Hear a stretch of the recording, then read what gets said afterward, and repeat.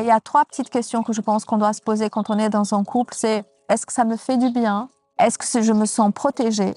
Et est-ce que je me sens respectée? Imaginez un instant votre relation de couple, non pas comme une simple coexistence, mais comme un lieu foisonnant de créativité et d'évolution. C'est exactement ce que propose Ividore dans son magnifique ouvrage Le couple est un lieu.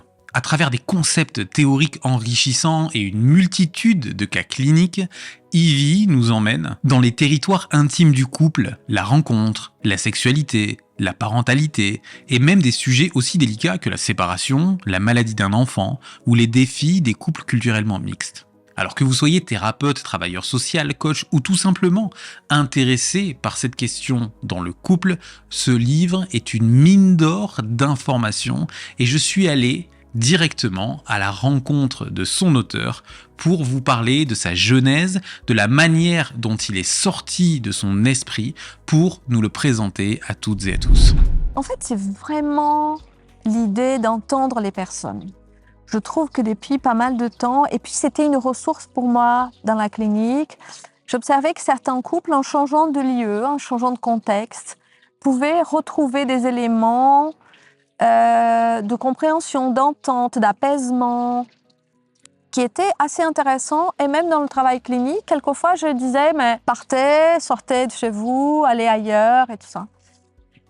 Et je trouvais aussi que, bien sûr, le pendant de ça, c'est que quelquefois, la routine, la maison, la vie en famille, les obligations du contexte du quotidien rendaient la vie de ces couples ou la conjugalité un peu difficile. Moi, je pense à un couple un jour à qui je demande comment c'était, qu'il y avait entre autres des problèmes sexuels. Donc, je demande un peu comment c'est la disposition de leur maison. C'est comment cette maison?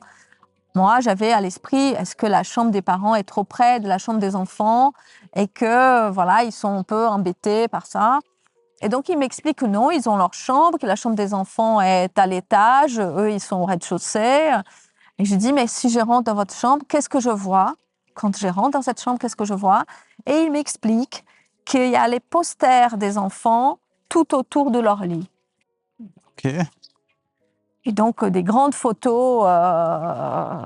Et donc, je dis, est-ce que vous avez des photos de ces photos? Oui, oui, oui. Et effectivement, la chambre, vous voyez la chambre des adolescents placardée de posters. Donc là, c'était la chambre des parents placardée des grandes photos de leurs enfants. Et je me disais, mais comment on peut avoir un rapport sexuel en regardant son enfant qui nous sourit? Je dis, mais c'est incroyable. Donc, ce lieu était le lieu de la parentalité. C'était pas le lieu de la conjugalité. Donc, il y a eu plusieurs expériences comme ça.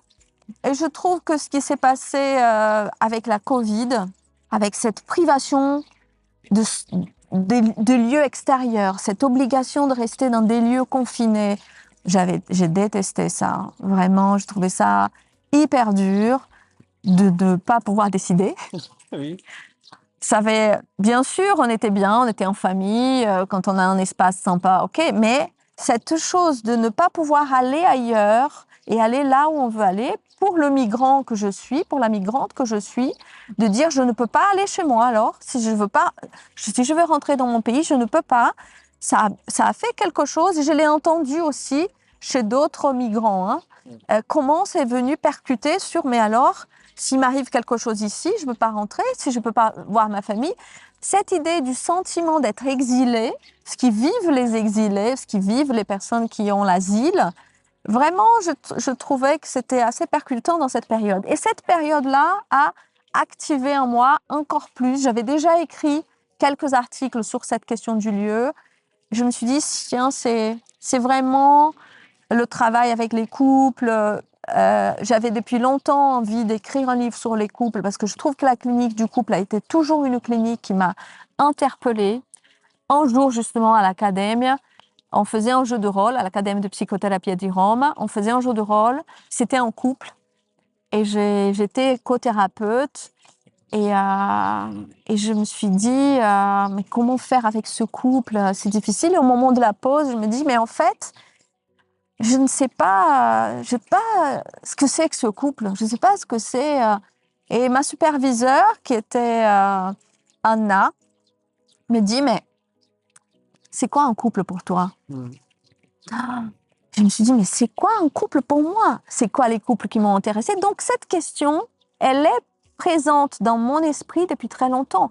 Et puis, les vieux couples, les couples qui ont 35 ans de vie commune, 40 ans de vie commune, ces couples-là, ils m'ont toujours impressionnée. Mais comment ils font? Qu'est-ce que c'est? Tout ça. Donc, la clinique du couple a été toujours une clinique qui m'a interpellée, interrogée. Et puis, avec cette idée des lieux, ça m'a beaucoup touchée. Et il y a eu un événement de vie très significatif pour moi pendant la Covid, c'est que j'ai perdu une tante au Brésil, une femme très importante dans ma vie. Et elle avait un couple très spécial, très particulier, où elle était très drôle par rapport à son couple. Elle exposait des choses de sa conjugalité. Elle mettait son mari mal à l'aise. Elle était très spontanée comme ça. Et je me suis dit, tiens, ça, c'est un couple qui m'avait inspirée. Et à ce moment-là, j'ai écrit. Oui, ça me touche d'en parler, hein, ça m'émeut parce que c'était où j'écris ce livre où je vais pleurer trop cette perte. Et donc, ce livre, je crois que c'était un peu aussi ça pour moi. J'ai écrit les 7 premières pages parce que j'étais pas sûre de moi, cette idée du lieu. Ouais. Cette idée, le couple est en lieu. Au départ, c'était le couple comme un lieu. Le couple comme un lieu dans lequel on se déploie à 2 niveaux pour moi. Sur le plan symbolique, sur l'espace mental, mais aussi individuel, psychique. Comment j'évolue dans cette relation, comment j'explore les espaces, qu'est-ce qui m'est possible, qu'est-ce qui n'est pas possible. Et vraiment, dans la thérapie, j'utilise cette métaphore très souvent. Mais est-ce qu'il y a des portes fermées? Qu'est-ce qui peut être ouvert? Qu'est-ce qui est possible, etc. Donc, c'est vraiment une métaphore présente pour moi. Et puis, la question des lieux physiques, des lieux significatifs pour les couples, les lieux dans lesquels les couples s'épanouissent, les lieux dans lesquels ils s'enferment. C'est-à-dire, quelquefois, j'entends, on va chez les beaux-parents, c'est l'enfer. Et donc, avant d'y aller, les gens ne se parlent plus, ils sont tendus, ils sont fermés. Donc, ce lieu-là devient un lieu vraiment de tension dans la relation. Et puis, des lieux qui sont des lieux messages. On va à tel endroit, l'autre sait déjà que c'est une invitation à la rencontre, à un bon moment passé, à une symbolique, à une annonce. Donc, je trouve que les lieux sont très intéressants. Donc, j'ai écrit 7 pages et j'ai pas voulu donner à des collègues pour lire parce que j'avais peur de ce qu'ils allaient dire. Je me dis, je veux pas être bloquée. C'est un truc un peu nouveau, un peu différent. Comment on invite l'architecture à l'architecture du couple, comment on invite la géographie à la clinique du couple. Et donc, j'ai fait lire à une collègue, une amie plutôt, qui m'a dit, mais c'est génial, qui n'est pas du tout psy, qui est dans la communication et qui travaille sur la communication dans l'urbanisme. Et elle me dit, j'adore, parce que ça me parle vraiment, je trouve ça très nouveau. Et est-ce que tu connais Aldo Rossi ? Qui est donc qui était architecte urbaniste italien. Elle dit, il a écrit sur ça, sur comment les lieux ont une fonction affective pour les personnes, la place de l'affect, de leur histoire dans les lieux, en disant que les lieux, ils construisent les histoires et c'est pas qu'une histoire qui se passe dans un lieu, mais que le lieu fait l'histoire. C'est très systémique. Contexte. Ouais. Je veux lire cet homme, j'ai pris plein de livres d'Aldo Rossi. Et effectivement, j'ai rencontré quelque chose qui m'a alimenté dans cette perspective-là. Et puis, voilà, ce livre est venu comme ça. Avec peut-être une autre anecdote, c'est que je l'ai écrit en nous, en format de nous. Nous, parce qu'il y a ce côté académique, un peu, voilà, il faut que je me documente sur le plan théorique, je ne peux pas écrire comme ça juste pour ma pensée, j'ai besoin de cette sécurité. Et donc, mon éditrice me dit, mais là, il n'y a pas de nous. Ce livre, c'est toi toute seule, il va falloir dire je. Oh, j'ai dit, il va falloir m'aider, m'accompagner. Et puis, c'était un vrai accompagnement. Puis, l'autre chose très significative pour moi dans ce livre, c'est que donc, je l'ai envoyé, le manuscrit, à Robert Neuburger, qui je citais dans ce livre, parce que je dis, il y a 3 piliers pour moi qui...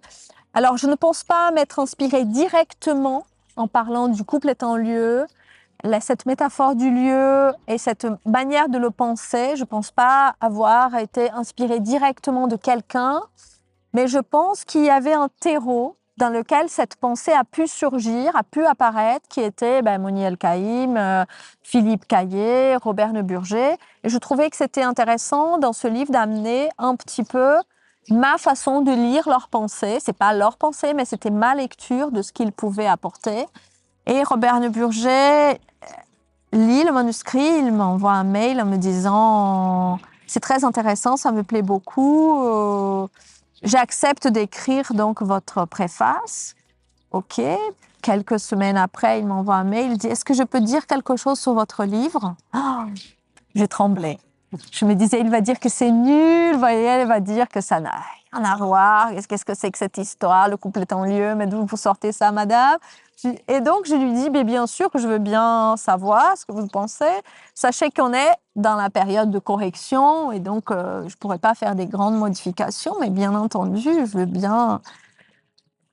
Et donc, il me dit, en fait, votre livre très intéressant, cet élément clinique est très significatif, c'est vraiment, ça va apporter quelque chose dans la clinique du couple, mais votre livre a la tête à l'envers, comme le titre d'un de mes livres, parce qu'en fait, vous commencez par raconter ce que d'autres personnes écrivent, et c'est à la fin que vous racontez votre méthode et votre modèle.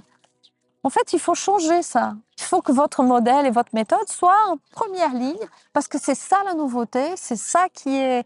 Il faut se montrer là. Et donc, deux fois dans ce livre, il y a quelque chose dans...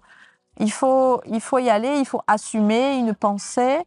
Et je trouve que ce livre est pour moi aussi un pas dans ma propre évolution et dans ma propre manière aussi d'assumer ma pensée. Encore une fois, autorisée. Et est-ce que tu penses que des personnes qui ne seraient pas forcément du champ de la thérapie, mais qui sont intéressées par la question du couple, peuvent lire ce livre? Est-ce qu'il y a des choses peut-être que tu pourrais donner un petit peu comme quelques petits concepts que les gens pourront trouver dans ce livre-là qui pourront les intéresser? Oui, et il y a eu plusieurs personnes qui ne sont pas du domaine de la thérapie qui l'ont lu. Alors, certains disent on fait l'impasse sur la partie théorique parce que j'écris toujours à partir de la clinique. Donc, mes livres, ils sont très théorico-cliniques, tous les concepts, les idées, elles sont soutenues par des exemples cliniques. Et donc, pour moi, ça ne peut pas être différent pour ce livre. Et donc, je connais plusieurs personnes qui ne sont pas du domaine et qui ont lu et qui ont dit mais ça m'a intéressé, ça m'a beaucoup plu, etc. Oui, plusieurs questions. À la fin de ce livre, il y a 3 petites questions que j'ai dit que les couples doivent se poser. Je trouve que l'amour est important, évidemment. Je crois que l'amour est un peu la cerise sur le gâteau. C'est ce qui fait la vie en couleur. Mais je pense que ce n'est pas suffisant. Et il y a 3 petites questions que je pense qu'on doit se poser quand on est dans un couple. C'est est-ce que ça me fait du bien? Est-ce que je me sens protégée?